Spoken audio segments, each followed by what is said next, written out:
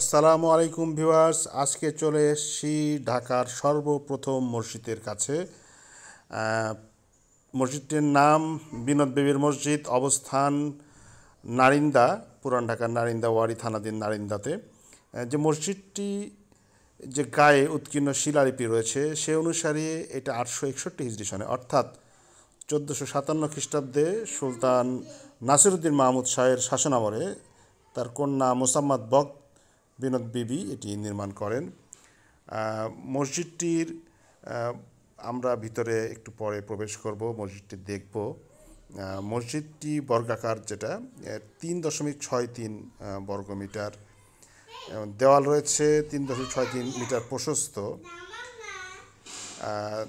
এই মসজিদটি প্রথম যখন নির্মাণ হয় তখন তার গম্বুজ ছিল একটি, এবং 1930 সালের সংস্কারের সময় এটা আরেকটি গম্বুজ প্রতিষ্ঠা হয়। আমরা দেখতে পাচ্ছি মসজিদের ভিতরে আমরা প্রবেশ করেছি।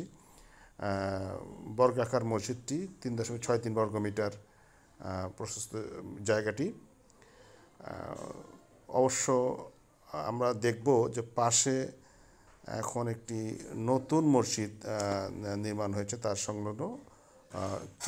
এই মসজিদটি দেখেন, একটা মিনার দেখতে পাচ্ছেন, যেটি প্রায় 24 তলা বাড়ি সমান, অর্থাৎ 243 ফুট উঁচু মিনার। মসজিদটি 6 তলা ভবন মসজিদ। যদিও এই ইতিহাস যেটা বললাম, এই ইতিহাস নিয়ে আরও একটি দ্বিমত রয়েছে। আরেকটি ইতিহাস প্রচলিত রয়েছে যেটা পর্যটন কর্পোরেশন কর্তৃক বর্ণিত। সেটা হচ্ছে আরাকান আলী নামক এক সওদাগর এই মসজিদ নির্মাণ করেন। তার এবং তার মেয়ের মৃত্যুর পরে মসজিদটির নাম হয় বিনোদ বিবির মসজিদ।